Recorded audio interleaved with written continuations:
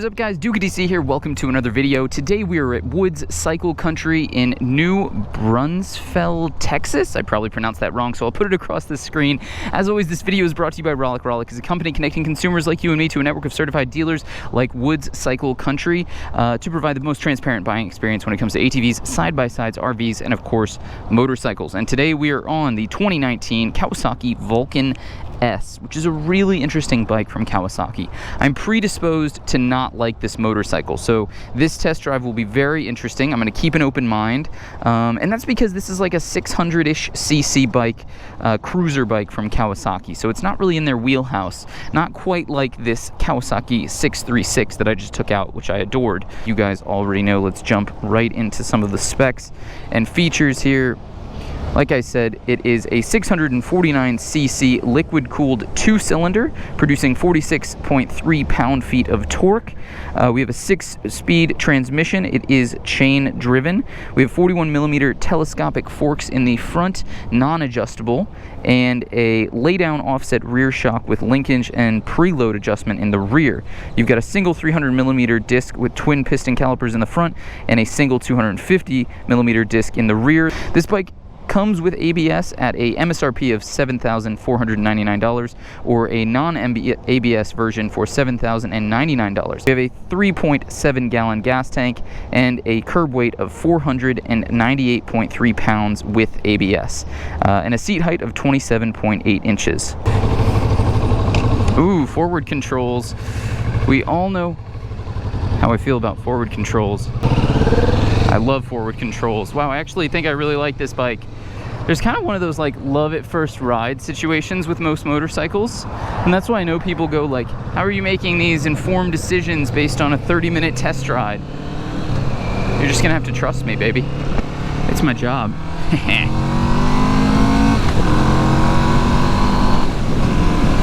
Okay, I'm not gonna lie, I actually think I really like the Vulcan S. Now, trust me when I say I did not want to enjoy. This is, first off, I love the riding position. I think it's incredibly comfortable and really thoughtful.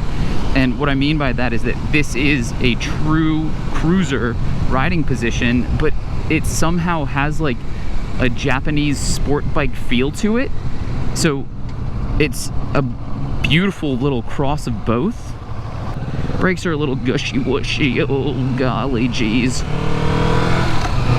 Yeah, the front brake is not super strong. This could certainly have benefited from like dual calipers in the front. It's got a single, but the engine, that 650cc twin, is really beautiful. You can sort of hear it there. Got a little grunt down low. Oh, 25, golly. State of Texas. I thought everything was bigger in Texas. The speed limits are smaller. What's going on, guys? Dude, I love the seat. The handlebar placement is really nice. The foot pegs, the front foot pegs.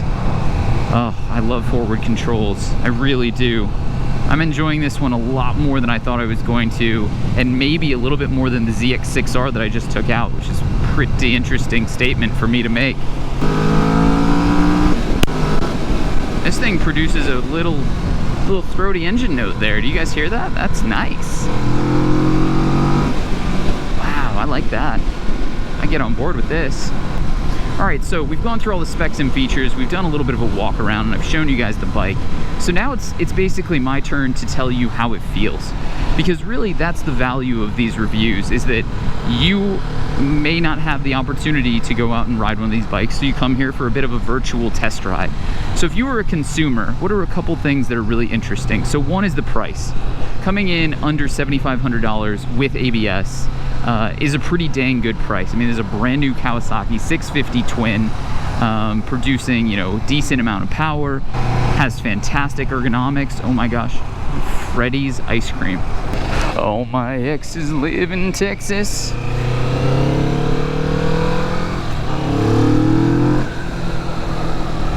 Dude, the comfort that this bike provides is so beautiful. I mean, I'm 5'9", 30-inch inseam, so you know, take what you will from that.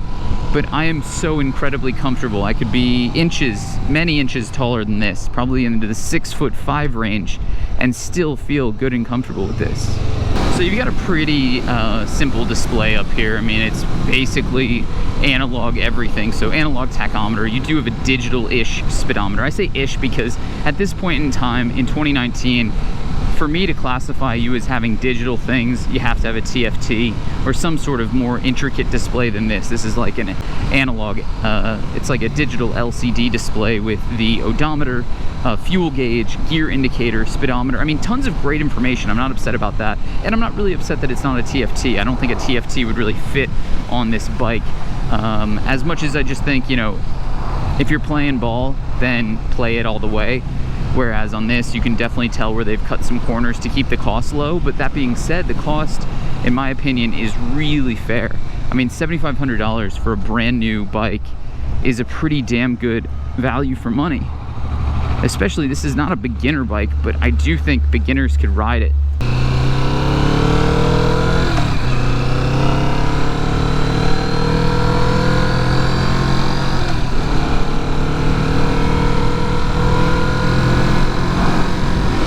This is a pretty cool bike, guys. I'm enjoying this a lot more than I thought I would. You know, it's a cruiser from Kawasaki. I know the Vulcan's been around for a while, and of course they've probably tweaked it and perfected it and really tried to make it what it is today, to compete against things like, you know, Indian motorcycles, Harley Davidsons. This, in my opinion, it's kind of a Japanese ex-Diavel, and of course it looks like one, but it also has a lot of the same characteristics in terms of ergonomics and feel. Now obviously this is a much less powerful version of that, the Diavel being a, I think, 1200cc bike that produces huge, earth-shattering amounts of power, whereas this produces a really moderate amount of power, but it's a moderate amount of usable power. And I always say that. I always say, like, usable power, and people go like, Duke, what is usable power? Blah, blah, blah. Usable power is, like, I would never get bored of this bike. This has more than enough power to just go and keep on going. That thing's gonna pull, and then we're only in fourth gear, so fifth, sixth, you're just gonna keep pulling.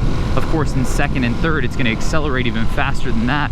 And really, it's gonna give you all of the thrills and fun that you're looking for from a motorcycle, period, let alone a motorcycle like this, a cruiser-esque motorcycle. In a perfect world, they would make a Vulcan that has a 1200cc twin, that has a TFT display, that has fully adjustable big piston Showa forks, that has all sorts of these beautiful things that we're seeing on all these latest and greatest bikes. Because the suspension on this leaves quite a bit to be desired. Look at that Texas hill country.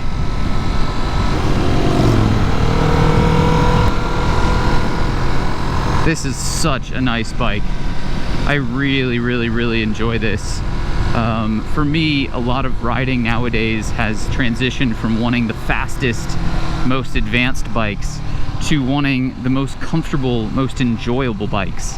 And I am really enjoying this ride.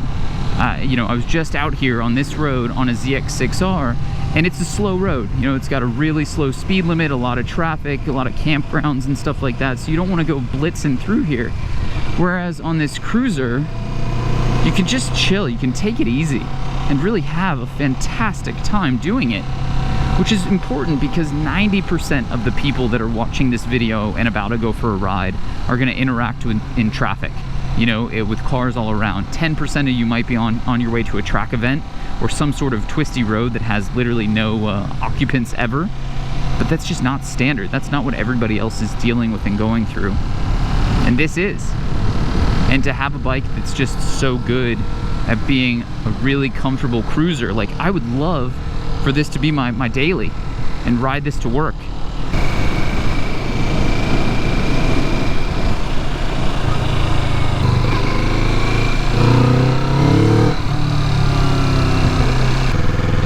Look at this. That's crazy. Where are we? It makes such a great sound. The other cool thing about this is with the forward controls, if you want, you can press into them pretty hard. And what that does is it kind of like elevates your lower back so that you're not sat in this chair and it's not so damn brutal on you. Still recording, and that's the easiest thing in the world to check on this beautiful, bootyful bike.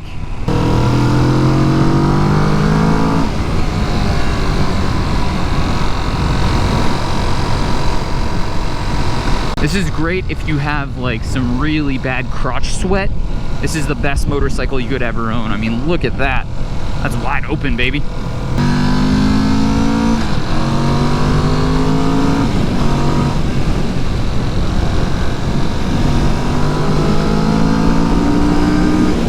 Ooh, boy, that pulls.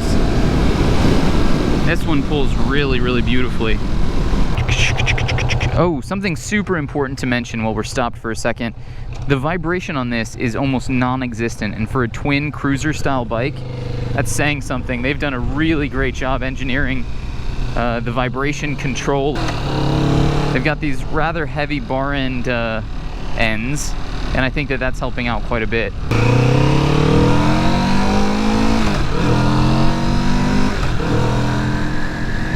All right, guys, so we are heading back to Woods Cycle Country here in New Braunfels, Texas. Again, I'm gonna put that across the screen because I'm probably butchering it. I'm very new to the area, so I hope that you guys will bear with me here.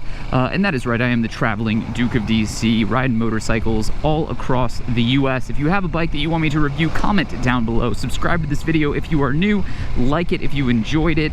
And as always, thank you to Woods Cycle Country. They will be linked down in the description. If you are not from this area or looking for a 2019 Kawasaki Vulcan S, please check that first link for GoRollick.com and see if you can't find a great deal in your area. And as always, I'll see you on the next one. Peace!